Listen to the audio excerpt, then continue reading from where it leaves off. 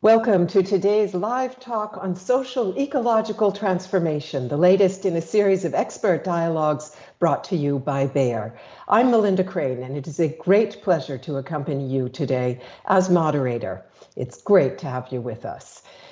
With wildfires, floods, and heat waves reminding us of the urgent challenges that we're facing, our question today couldn't be more timely.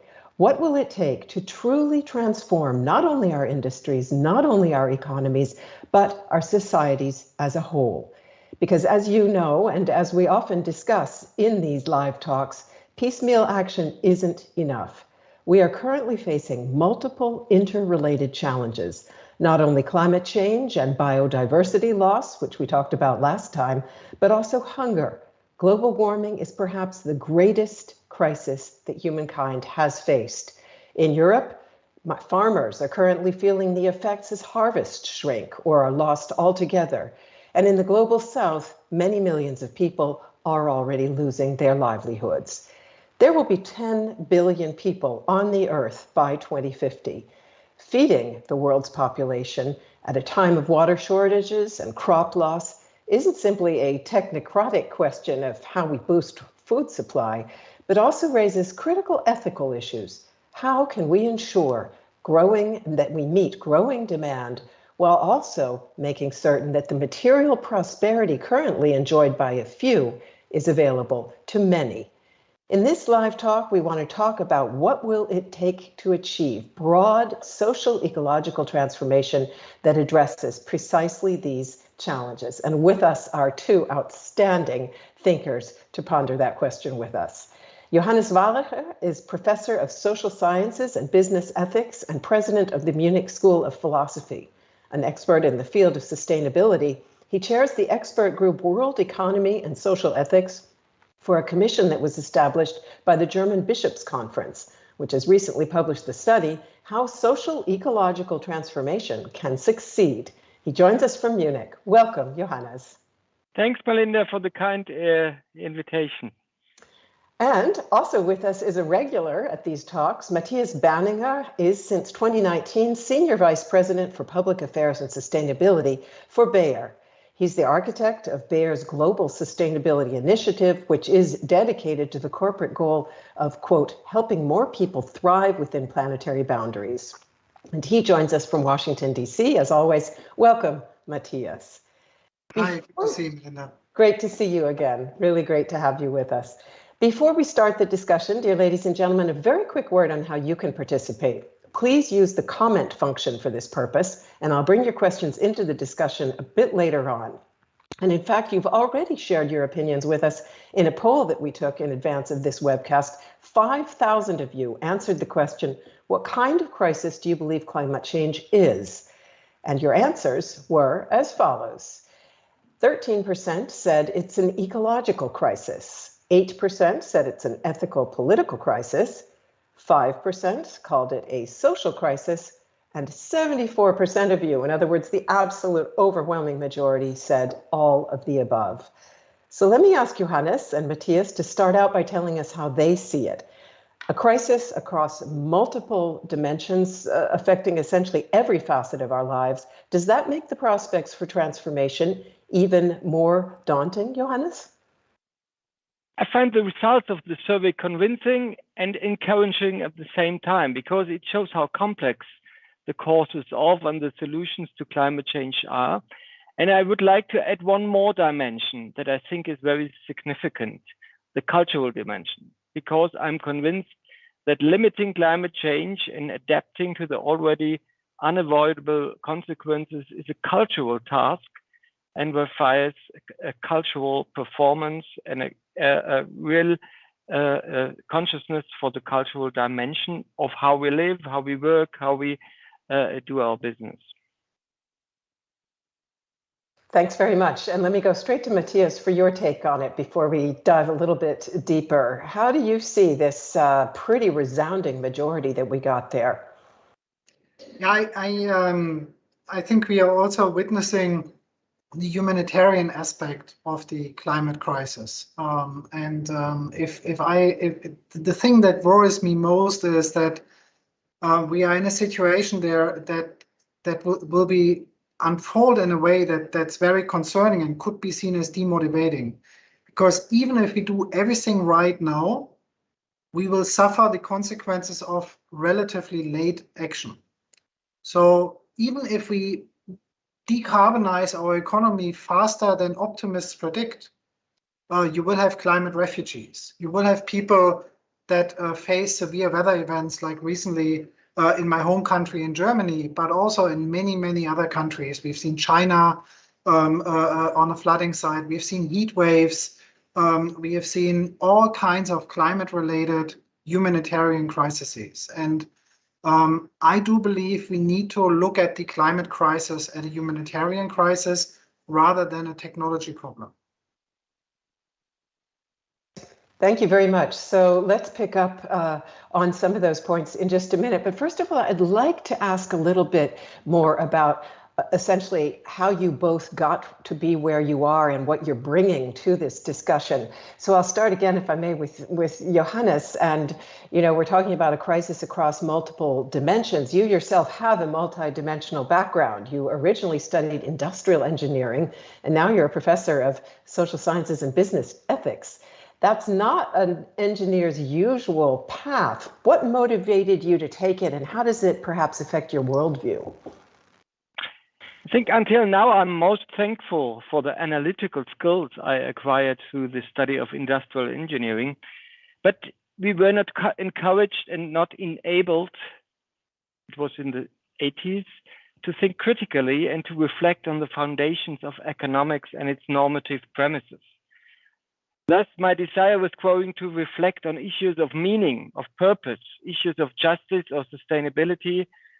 And I guess that the standard economic theory I learned in these days was much too narrow, and there's a need for a more comprehensive approach. And so I came to philosophy. Originally, I learned that Adam Smith has been the ancestor of modern economics. Only in philosophy, for example, I realized that Smith was first of all a moral philosopher, and his Wealth of Nations cannot be understood without knowing his main opus, the theory of moral sentiments, his principle of sympathy, or the judgment of the impartial spectator, which was for Immanuel Kant a role model for his categorical imperative. So to bridge the origin of economics, which lies in ethics, with today's challenges in business and society, is most inspiring and I think crucial to address these multiple crises. Very interesting. Thank you.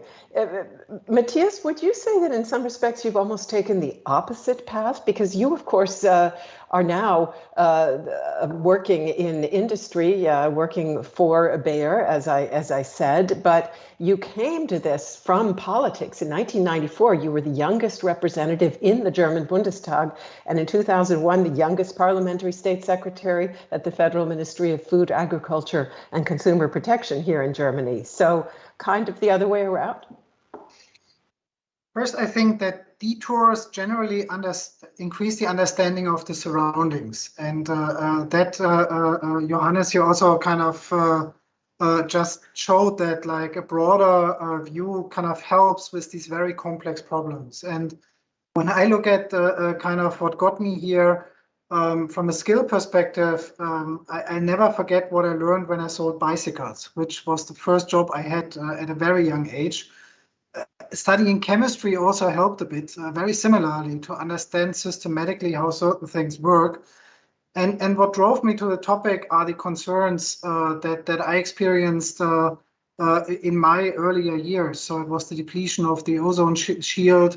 It was the Rio conference, which brought biodiversity and climate change on the agenda. Interestingly, back then, they were equal topics. Today, it looks like biodiversity is the poor relative of the climate debate, which is something I believe that also needs to change. So it's this concern about what's going on in the world around me that brought me to the topic. And be it in business or in the political space, I stayed true to the topic. So that topic just doesn't lose its grip on me, to be honest. Thank you very much. Let's delve a bit deeper on the topic of business ethics. And I was very glad, Johannes, that you mentioned Adam Smith's other dimension, because in fact, he's often seen with the invisible hand theory as someone who's almost related to the thinking of somebody like the economist Milton Friedman, who famously argued that the business of business is business. In other words, that corporate leaders, the greatest responsibility is basically to simply ensure that companies make good profits. Would you say that Friedman ultimately is wrong? How do you make the case for business ethics? I think Friedman's famous argument in the early 70s was provocative. In the 90s, he differentiated his point of view slightly, but he held on to a pure strategic argumentation. And that's the main difference to Adam Smith. Ethics has a value in itself. The figure of sympathy and the impartial spectator, it's a kind of objectivity in our judgments. And Friedman is just a pure strategic argumentation. The self-interest, long-term, short-term, but it stays to the kind of a self-interest. And that's misleading. Ethics motivated by harming bad in order to avoid reputation losses is a misleading understanding of ethics. I prefer the point that ethics is about striving for good. Thus, in this sense, economic and business ethics needs to rest on reasons that go beyond pure strategic self-interest. In a more fragile, interconnected global world, corporations need to provide credible evidence that they are willing to take their corresponding share of responsibility to address today's most urgent challenges. And in order to get a societal license to operate and to be attractive for qualified specialists, there are good reasons why companies have an obligation to help to limit global warming and help adapt to the already unavoidable consequences of climate change. They rest on stable societies, they rest on a good working force, and it's their responsibility to do their share in a fair share together with others. I want to come back in a moment to how business leaders react when you make that argument to them in that way, because you're essentially not arguing for a kind of a bottom line approach, as you say, but you're telling them they should be better global citizens. But let me first go to Matthias and ask how Bayer incorporates ethical considerations into its own business decisions. And I must say, I was trained as a lawyer, and we often referred to ethical trade-offs as a slippery slope. In other words, everything is negotiable, everything is malleable.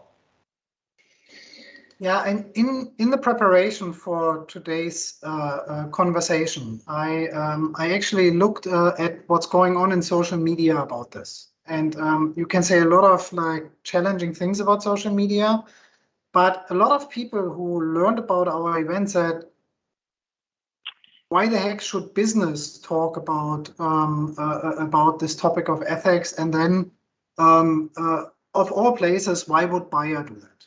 Yeah, so, and this is, I think, a very important starting point. So to go back to Aristoteles, is actually from an ethos perspective, do we in business have a place in this discussion, or should we be just, let's say, object of the discussion? And for me, this is really a crucial question. I think that there are decisions we have to take from which the business in the bottom line will suffer.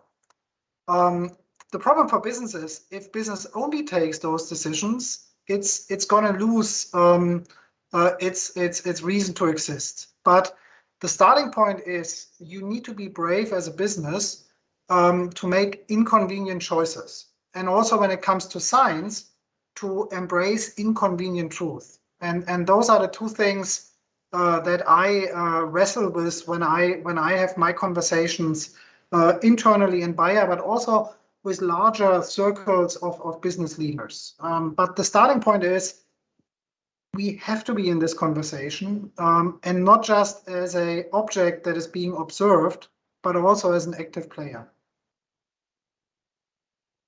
Johannes, you kind of situated Milton Friedman in the context of the time at which he was writing. In your own conversations with business leaders, are you seeing a shift now in thinking? What kind of response do you get when you make that argument you were just telling us about?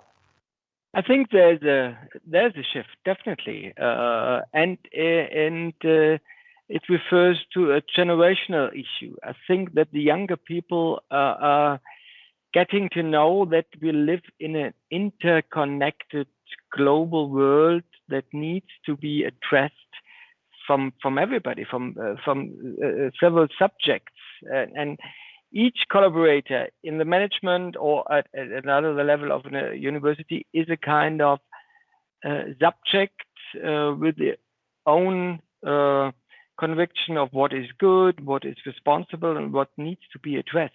The problem is, how do we get that together with the constraint that corporations need to be need to have competition, and they need to have gains in these things, but they have a societal task to be a kind of an actor who is responding to all of these issues, say it in a kind of global warming or in other things. If you look at the debate on anti-racism or other questions, I think society requires some kind of response from the members of a corporation and the corporations in total. So I think the expectation of society towards corporations is getting more complicated and more enriching. Let me ask you, Matthias, because we've heard calls for paradigm shifts and changes in mindset, of course, often in the past. And until now, they haven't really set in motion the kind of change that would truly move us onto a more sustainable track. So also in your own conversations with other people in the business community, but beyond that as well, do you see real reason to believe that we, and by that I mean not just, as I say, not just companies, but also politicians, interest groups, citizens, are really more ready to act than they have been until now? I mean, we spoke about Adam Smith's and about his invisible hand of the market.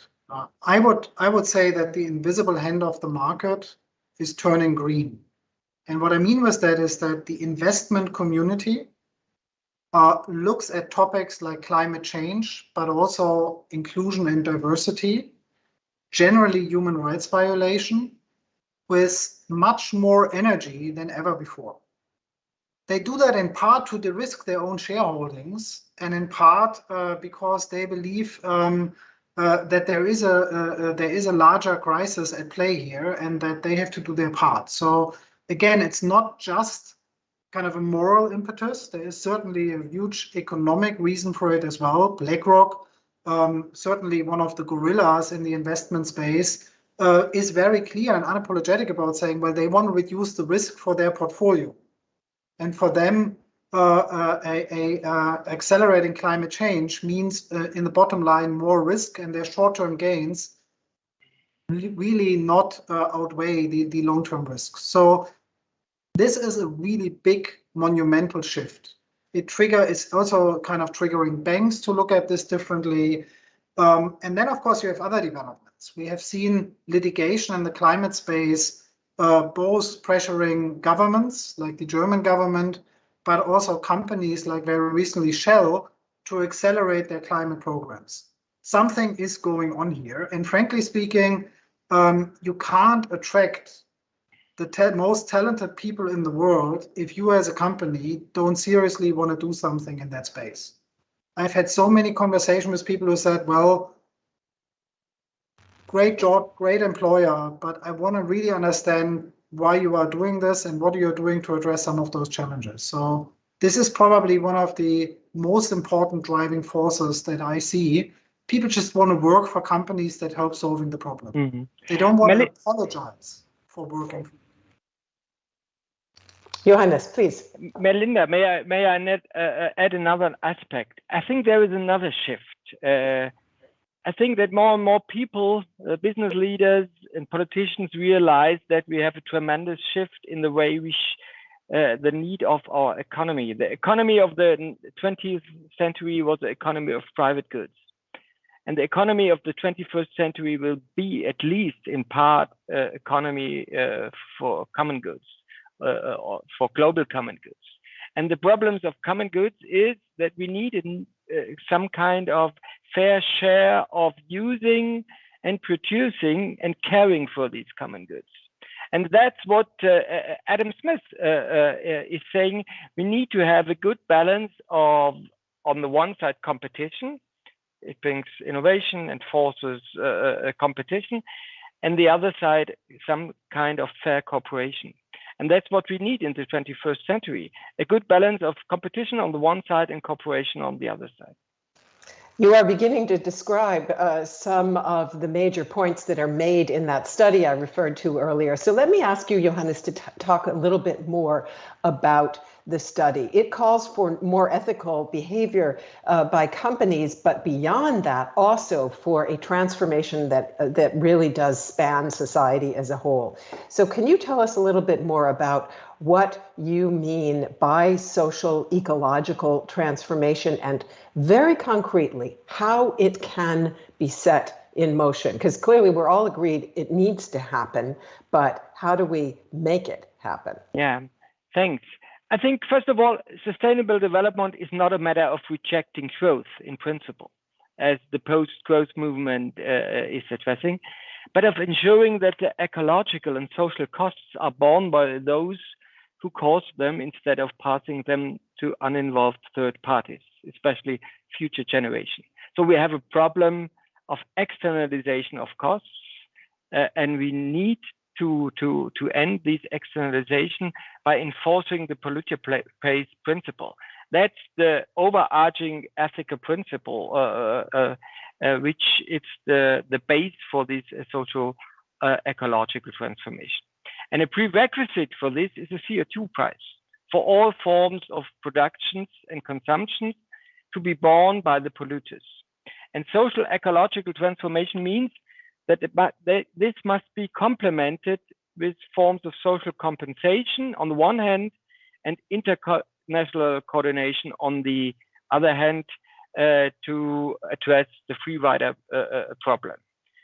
Necessary components such as a CO2 price or appropriate social compensation are far too often played off against each other, instead of being understood as interrelated parts of an overall project. That is what we call a social ecological transformation. We have the debate of a Klimaprämie here as compensation for CO2 pricing. Could be a first step of such an integrated perspective. But in addition, technical and economic efficiency improvements are just as important for this as a culture of sufficiency, solidarity, and international cooperation. And in this study, we aim to provide orientation in three aspects so that the necessary social ecological transformation can succeed. The first is we present an ethically based goal that all people should have the basis of opportunities to live a good or flourishing life. That's the positive perspective that can develop motivating and orienting power for change. Second, on the basis of three fields of action that are central to the transformation, we choose energy, consumption, and mobility, and as third, the agricultural transformation, to identify fundamental obstacles that block or impede these necessary changes. I think that's crucial to know what are the obstacles. And from this, in the third step, we formulate levers, adjustment screws, or Stellschrauben in German, for successful transformation that need to be considered and readjusted jointly and in coordination with one another. That's in short, the main aspect of our study, and I'm happy to be more concrete on some of the aspects. Be more concrete, if you would, right now on the hurdles.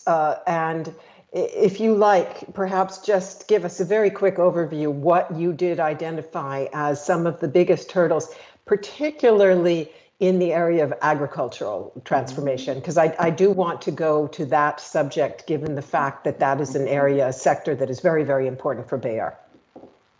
In general, we identified 4 fundamental barriers to change. The first is weak institutions and inadequate governance.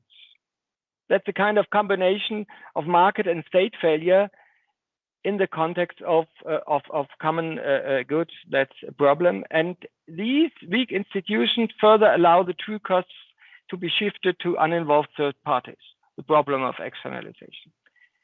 The second is unresolved distributional conflicts and unequal power relations that complicate change to maintain the status quo. That's the second. The third is lack of courage in policy making and communication. To be honest on that, what is necessary, to be honest on the fact that climate crisis is a multifaceted perspective and needs to addressed by several complemented perspectives. And the fourth, misleading guiding principles, Leitbilder, I would say in German, for a good life, and neglect of the cultural dimension of the efforts in these things. And when I came to the agricultural transformation, and we have illustrated the current need for change using the example of excessive meat consumption with far-reaching consequences not only for the environment, the biodiversity, soils, groundwater, air, climate, oceans, etc., but also for animal welfare, human health, and the working conditions in agriculture and food production. We saw that during the pandemic situation in Germany especially.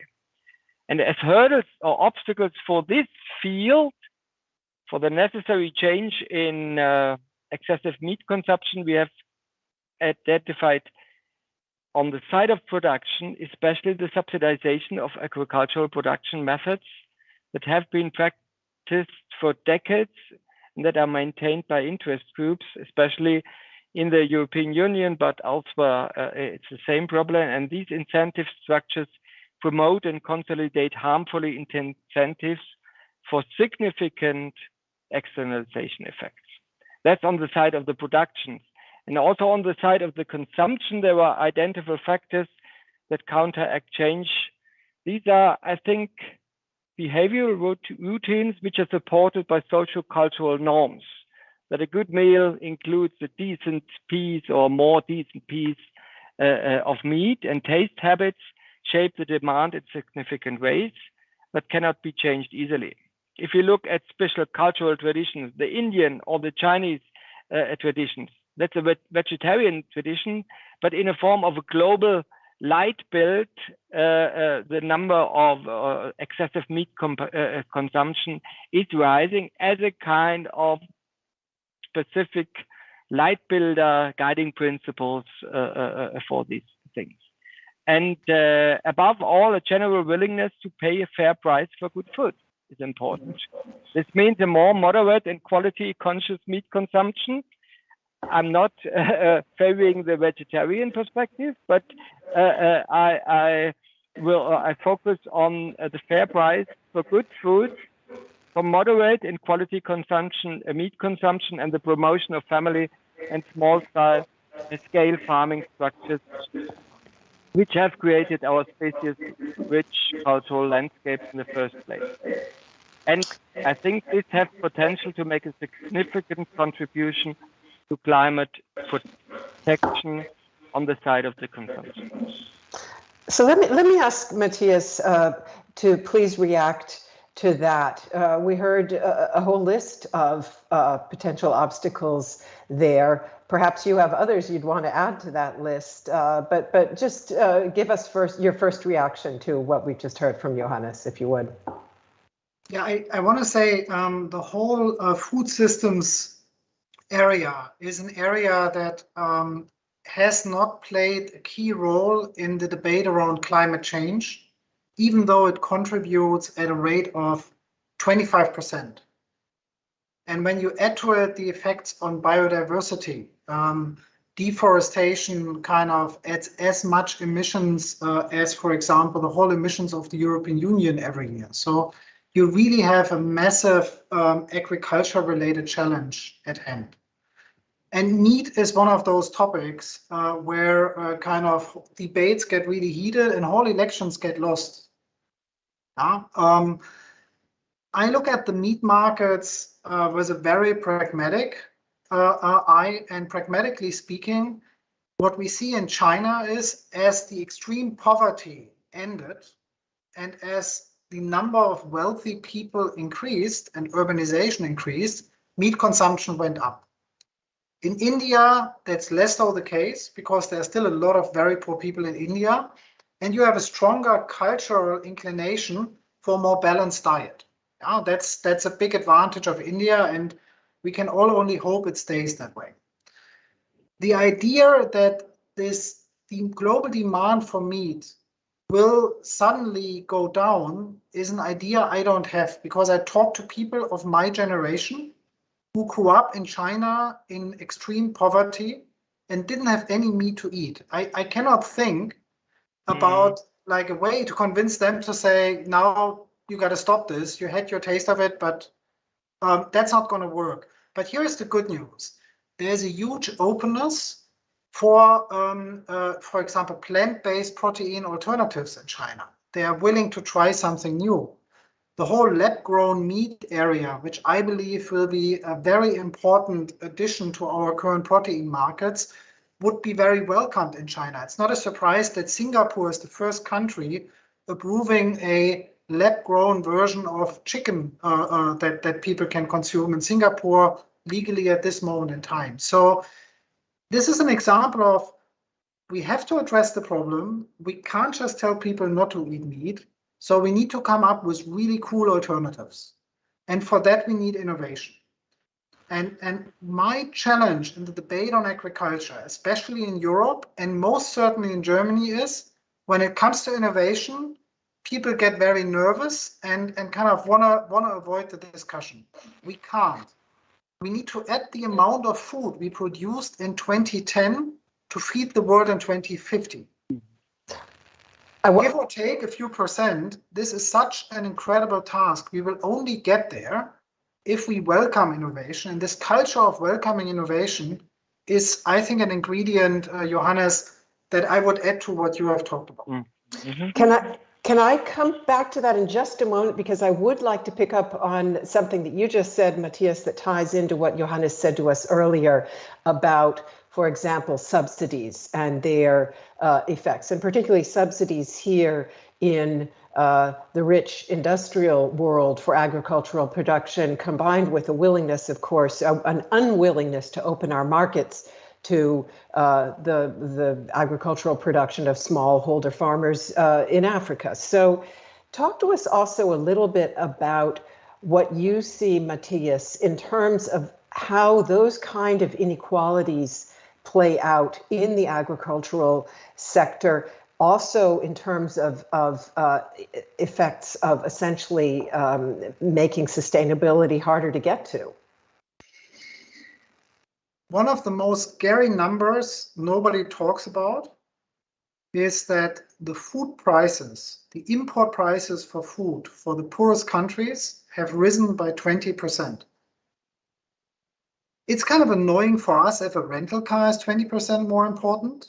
It's a matter of life and death for people if food prices inflate by 20%. Because it means for, let's say, Nigeria or other countries that are relying on importing grains, that they have to make really hard choices. Do I invest in rural development? Do I invest in getting girls to schools? Or do I pay a price for the food? And for me, the increase of productivity in those countries, enabling and empowering smallholder farmers to not only escape extreme poverty, but compete with this food inflation is one of the most important things we need to address. The Arab Spring started as a food crisis. And when I saw the news about about the latest protests in Tunisia, I was like, holy shit, it starts all over again.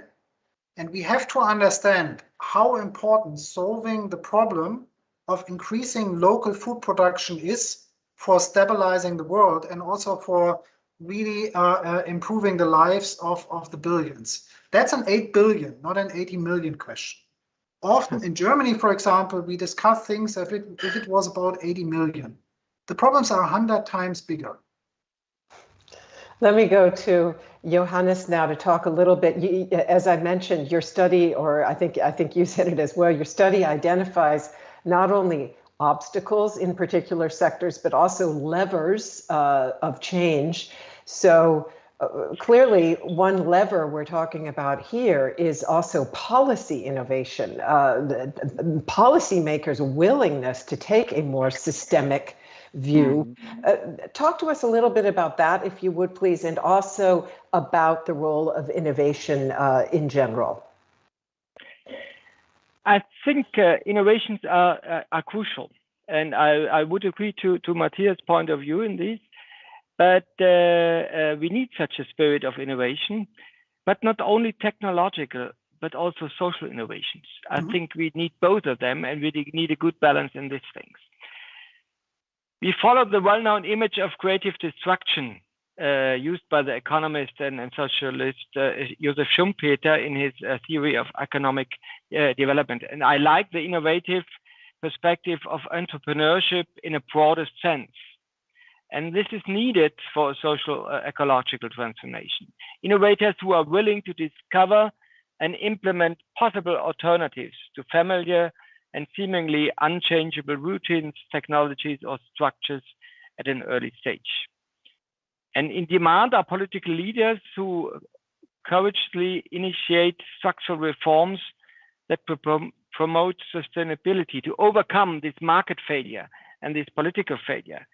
We need classic entrepreneurs, but also actors of change in other areas of society, from science to civil societies, to religious communities and the science community. And wherever they question routines, break patterns, and abandon outdated paths, and instead advance social and technological innovations in the service of the common good, even against resistance, they make a creative contribution to the social ecological change as pioneers. Another example which we addressed was the automotive sector. What's the self-understanding or purpose of the automotive industry? Producing as many cars as possible, or offering in the future mobility service? What could be the role of circular economy in this context? And we need to bring together these two perspectives, technical innovations, but not as an end in itself, but serving the common good in this sense, and what makes the life of the people and the many, many people much more better, and give them more opportunities to lead a flourishing life. And the social innovations to bring these things together to overcome our isolated perspectives in politics, economics, civil society perspectives. And to overcome that could be a common effort.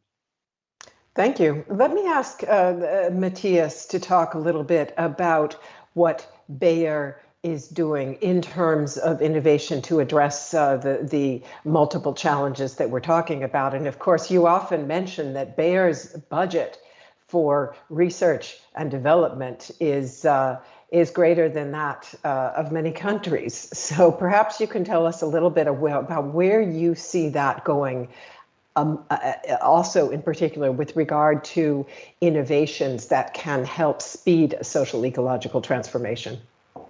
Yeah, let's talk for a second about the social innovation part, because I agree that, for example, helping smallholders to sustainably escape poverty is not only a question of ag technology, better seeds, access to fertilizers, access to crop protection. It is a social question. So land ownership questions play a huge role, are often underplayed. Family planning, given how many smallholder farmers are females, plays an important role. So that's one where I think a lot of institutions need to also rethink how they go about things. So for me, the success of a smallholder farmer who is female hinges much more on social innovation than on technology. Often providing her with technology advances leads to ultimately threatening her livelihood because people will just basically take control of it. So there is I've seen that in cocoa, I've seen that in other smallholder spaces. Social innovation is absolutely crucial. When it comes to innovation, let's talk about one more topic, and that's patents. Yeah, like in the vaccine discussion, we have this huge problem that we try to fight a pandemic by not providing equal access to vaccination. This will not work. It's completely illogical. It will not work, but that's the reality. And all the way to the President of the United States, people said one solution is to let go of patents. The reason why I'm skeptical is because I see how patents drive private investment in research and development. Does it mean that we therefore don't need to act? So I believe on vaccination, we need to act. So Bayer doesn't research on vaccines. We do not hold any significant patents in the space, but we put a completely new factory out there in order to produce vaccines in there. At this moment, we don't know what will be the vaccine, how it will be distributed, to whom it will get to. We still took a decision to do that. And we believe even within the patent framework, we will find a partner that allows us to bring our skills to solving the pandemic. On seeds, we have decided that we do not enforce patents with smallholder farmers. And one thing that made me like having a little happy dance was the approval of an RNAi cassava in Kenya. Cassava is one of those like currywurst in Germany. It's one of those key like nutrient foundations in many, many countries for many, many people. And what we have done is we basically gave away the same technology that helped to save the papaya production in Hawaii. And for the first time in Africa, for such a really important crop, we now have an approval of a new technology. Now, is RNAi classic GMO? Yes, no, a lot of people debate that. But what I believe is access to these kind of innovations needs to happen. And in this case, cassava is an orphan crop. There is no huge global market for cassava because it's by definition a very local crop. And how do we help those orphan crops to benefit from the same progress other crops have been benefiting from is one of the key questions for us. Thanks very much. Let me just take this opportunity to say to the audience that we're very eager to hear your questions. We are almost 3/4 of the way through our window of time. So please do share your questions by using the comment function on this live stream. And we in fact have audience members with us from Mexico, Spain, Indonesia, Italy, Ghana, Great Britain, India, and many, many more countries, which is very exciting to know. So please do let us hear from you. And before we go back to the question of innovation, let me just bring in a question that has been sent to us by an audience member, and it's this. And it goes essentially to both of you with the request for a shortish answer, if you would. How can we generate a greater sense of urgency on the part of global decision makers? Johannes? I address the political leadership, and they should take their responsibility in addressing these crises. We have a short window of opportunity, and they need to use this opportunity. That's really important. Thank you very much. And Matthias, also do speak to that one if you like. And then I have a follow-up question for you afterward on the patent issue. But start with that one if you would. Yeah, so I think from a business perspective, business needs to full-on endorse the decarbonization agenda. That is not necessarily creating a greater sense of urgency, but it helps policymakers to take braver decisions. So an example that is not in my area, but the example of many car companies, including in Germany, VW, to put an end to the internal combustion engine, even though there are a lot of like experts, engineers who still believe in that technology. It was a brave decision on the business side that then led to the European Commission to finally put an end date on the internal combustion engine.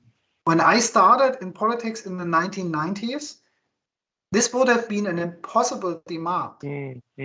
I mean, like visionaries like Hermann Scheer, who unfortunately is no longer with us, they demanded things that in hindsight look totally unrealistic, in a sense of they are like lowballing. Yeah. So we are far beyond what like visionaries have asked for in the 1990s. Business has to basically put the hammer down. And what I really hate is when I see that some businesses pay lip service to climate change and then lobby the opposite. These kind of behaviors need to be completely kind of from a social perspective seen as socially unacceptable. And that's the kind of pressure I believe that would also help to drive change. Thank you very much. And follow-up question on what you said a moment ago about patents is this. The idea of common goods and social ethical responsibilities on industry's part had a test run with the corona vaccines and the respective patents. How do you plan to implement change when in an acute crisis situation, no fast solution can be found? Does industry step up to its responsibility, and what structural changes for industry do you see as part of necessary social ecological innovation? So clearly there's a premise in there that in fact not sharing patents is the reason for the bottlenecks on getting vaccines to the global south. I'd ask you whether you agree with that premise, and then perhaps also the other two parts of that question. I believe that we have a joint responsibility, both business community and the political community, to accelerate the distribution of vaccines, and we need to do things that we haven't done before. But I also want to say, our ability to come up with a vaccine in roughly 12 months after everybody was clear about what this pandemic is about is something that kind of inspires me every day. And I've met a lot of people who have done groundbreaking research or who basically worked their whole life on making that happen. And we now need to basically do two things. One, we need to make sure that we distribute those vaccines globally, because the only way to win the fight against a pandemic is a global success. But the second thing is for each and all of us, those who hesitate to get vaccinated, even though they can get access to vaccines, need to think about how they endanger the lives of the people around them, especially those who can't get vaccinated. For example, because they have an autoimmune disease or they are just too young to get vaccination. And I believe it's really important that we solve both moral problems. Get vaccinated if you can, and make sure that more people can get vaccinated. That too, Johannes, is essentially asking a mindset change, that we think a little bit more about how our actions affect the whole, the common good, as it were. Do you think people have learned anything from the pandemic in that sense? I'm not quite sure whether I'm too optimistic about that. If I follow this aspect to get vaccinated, we have the problem in Germany. We have a real problem that we have about 50% full vaccination now. But the other part of this society is not willing to get vaccinated at the moment. So, and the perspective is between the personal individual rights and the contribution of solidarity and taking their share of responsibility to produce or to secure this common good of a common good that we have 80 or 90% vaccinated as a kind of addressing the pandemic. So my fear is that the perspective of an isolated and misleading understanding of personal rights in this moment is the majority perspective in this sense, and that the first move of solidarity in the first phase of the pandemic. I was very hopeful that we get a new sense of solidarity within the society and across in global. And I'm not quite sure if this is a stable perspective. And we need to address, it's a question of education. It's a question of ethical formation, of our way we have our education system here in Germany or in other fields, regions of the world.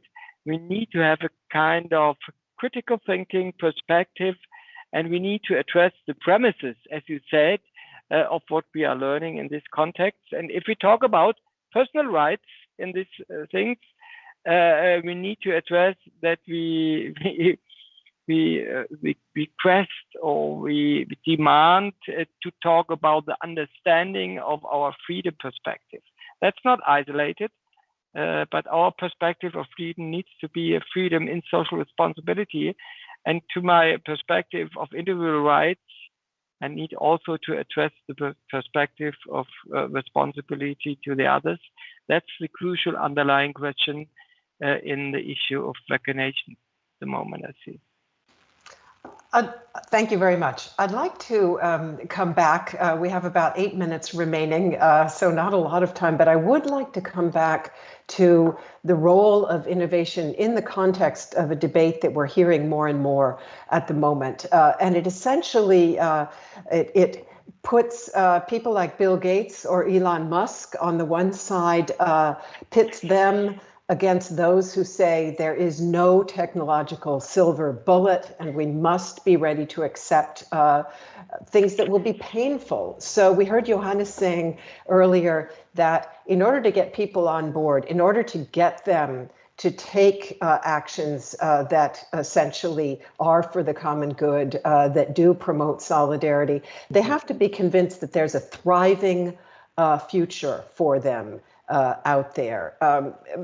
But some would say perhaps that's an illusion, and that when Bill Gates tells us, well, we simply need to take carbon out of the atmosphere, or Elon Musk talks about innovation as the answer, that they are in a way selling an illusion. So let me ask you, Johannes, how do you see that debate and where do you come down? I think from what I said, it should be clear that I favor that we need both technical innovation as a necessary but not sufficient prerequisite for decarbonizing society and economy. I think we have two arguments. The first is, since every forecast for the future is uncertain and risky, there's no guarantee that a strategy of ecological modernization through technology alone will be actually sufficient to address the problems. And secondly, possibly even greater risk is that the political structural reforms necessary, at least in democracies, for ecological modernization will fail or at least be delayed by the resistance of powerful interest groups. So, and a lack of acceptance among the population. And in this respect, we need to prepare, supplement, and accompany this ecological modernization by a more fundamental social transformation. And for me, it is important to realize and to communicate that changes in lifestyle need not to be painful at all. That's, I think, a crucial aspect. In the current pandemic, it is apparent that changes in many entrenched routines is viewed positively by many. We no longer have to fly across the Atlantic for every meeting in this setting. The demand for vacations in the region is growing, and for more than a few, sovereign time management, more time for family and leisure is more important than ever more material income. That's why in a world of limited resources, we need not only technical innovation and efficiency, but also a culture of enough, of frugality, which does not necessarily mean that our quality of life is reduced. And this is, again, that's a kind of education and that's a cultural issue. Much. Let me get Matthias to weigh in on that. And in fact, Matthias, you often do criticize the lack of sufficient innovative spirit in Europe. So also say a few words, if you would, about what you think, if anything, can change that. The question you ask is a question that whoever answers this with a quick either or, I think is going down the wrong rabbit hole. A book that got me thinking a lot is a book by Charles Mann. It's called The Wizard and the Prophet. And he basically follows the life of two people. One is like an ingenious innovator. The other is like a natural conservationist. And both had a huge impact, both on organizations as well as on the world today. And when you follow in their footsteps, you realize the answer to the question is not an or, but an and. We need both. We need to, in order to solve these problems, we need to move away from very simple conversations here. Mm-hmm. Last year, the Earth Overshoot Day was, I want to say, August 21. For the first time, we really kind of gained a bit of time before we completely depleted the planetary resources we can deplete in a given year as humanity. This year, we are back to like end of July, actually July 29th. In 2 days will be the day. And what this tells us is that just by forcing to stop consumption, we will not solve the problem, because no political power, neither a democracy nor a dictatorship, will force people to do what the pandemic forced us to do. We need innovation to use our resources more wisely, but we also need to welcome innovation like carbon neutral jet lag, which is what I experienced for the better part of the last year. So you can have a lot of conversations in different time zones. You just need to get up very early or stay up very late. You just don't need a plane for jet lag. We have an audience comment. I'll just read it off very quickly because it goes to that snowball effect if we are willing to make changes. Admilson Santana says it's important for each and every one to take small actions which will be harvested by generations that we may not know, but that they will be grateful for. Let me ask both of you, we have very, very little time left on the clock, but Johannes, the fact that people often take this binary view and that they are suspicious of what the other side is saying and perhaps reluctant to take action on their own is often driven by fear. People who fear that their children aren't going to have as good a life as they have themselves. What would you say to them? Your last perhaps message in this conversation. Yeah, I think the world is not black and white, and the world is complex, and the complexity is even getting more, and we need to have a kind of chances now to shape the future. We have this window of opportunity. And it's our opportunity, but also our responsibility to bring things forward. And I see my task as a scientist as pointing out to the need to take note of the future scenarios foreseeable by scientific findings and to deal with them responsibility. It's not a way of being positive or negative on these things. It's the way of, that's our obligation today, our obligation to our children, to our next generation. And I think we have good opportunities and good chances to do this job commonly over borders and bridging worlds together. Thank you very much. And Matthias, one quick last word from you too, if you would. We've had several questions about whether we believe that policymakers are ready to take a true leap. In just a little over 4 months from now, the United Nations Climate Conference will be meeting in Glasgow. The UN Secretary General has said this is the make or break year for addressing a number of these multiple crises we've been talking about. How hopeful are you that such different powers as China, the US, and Europe can actually find a way to work together? And I'm especially interested in your point of view, given the fact that you're based in Washington but come from Europe. I mean, we have, I think for the first time in a very long time, alignment across many different countries that by mid of the century, we want to decarbonize our economies. This agreement has never existed before. And of course, there could be more. And of course, there will be lots of problems how to get there. And maybe we will fail with some of the ideas. But we should take stock in the fact that we have that alignment. So I'm actually quite optimistic. I do believe that we will see progress in Glasgow. Politicians will not solve those problems. Politicians will create a frame, and let's not forget that very often the very same politicians we blame for inactivity are the ones we kind of punish for doing stuff. So this is a joint exercise, and I believe on the political side the signals are pretty clear. Decarbonization is actually law in the European Union. It's not about the if, it's about the how. And on the how side, let me close by saying what drives my optimism. I just was in North Carolina. It's like the biotech research triangle of the United States.